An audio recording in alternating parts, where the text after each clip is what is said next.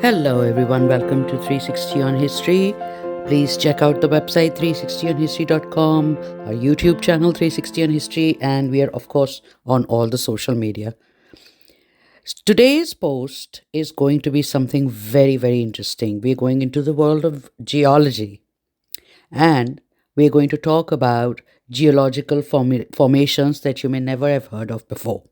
So, have you ever heard of the moving and growing geological formations known as trovants? These are stony, bulbous, and protruding boulders only found in a small town in Romania called Costesti.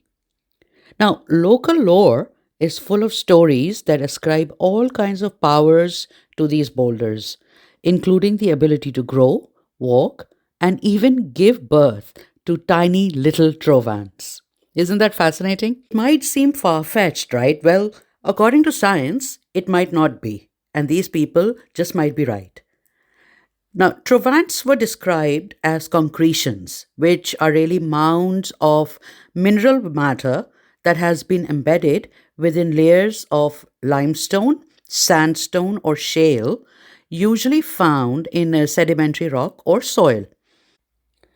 Trovants are usually spherical or sometimes slightly irregularly shaped and can be as small as an inch, which is around 2.54 centimeters in diameter, and can weigh only a few grams. However, they can also be gigantic, reaching lofty heights of 15 feet or 4.5 meters and can weigh several tons. Now, since the 18th century, they have been a source of wonder for observers and scientists. In fact, people have variably thought of them as dinosaur eggs, plant fossils, and even alien transports. So, some people have thought of them as pods in which aliens arrived on Earth. Now, in 2008, the International Geological Congress in Oslo decided that they were classified incorrectly as concretions. According to this, not only did they not have a nucleus or stone core, something which concretions have, there was no mineral difference between the stones themselves and the sandstone beds on which they stood. Scientists are now of the view that they were shaped by earthquakes around 5.3 million years ago at a geological time known as the Middle Miocene subepoch. And the reason that bivalve and gastropod fossils can be found in them is because the surrounding area was an ancient marine environment. So, how do trovants differ from other geological formations? Well, they're unique in that they grow through the infiltration and precipitation of mineral rich water within them.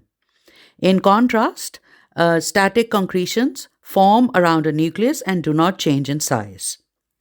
What geological processes contribute to the growth of trovants?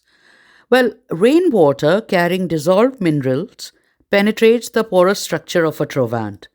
This leads to mineral precipitation within the trovant. Over time, these minerals crystallize and accumulate in layers, gradually increasing the size of the structure. Now, can they really grow, multiply, and walk?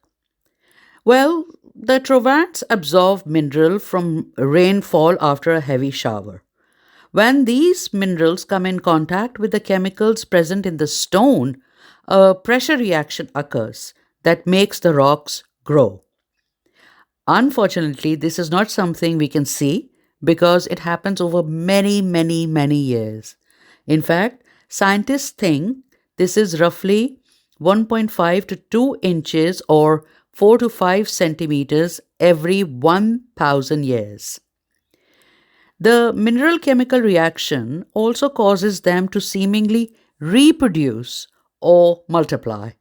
When a new growth forms, typically from water affecting just one side of the rock, it can eventually become large enough to break off from the parent rock, resulting in the creation of so-called baby trovants.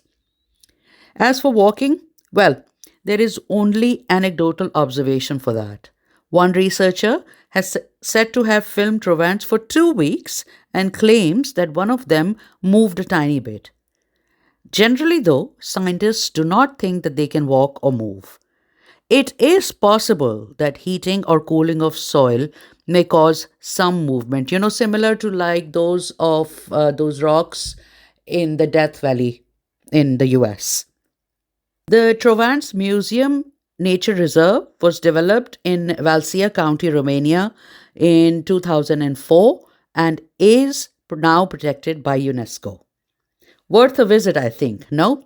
If you want to see images of the Strovans, you please go on to 360onhistory.com and there is a blog post there where we have the pictures. There is also a short video by the museum itself, and you can look at them there. Thank you for joining me on 360 on History, and I'll see you again next time.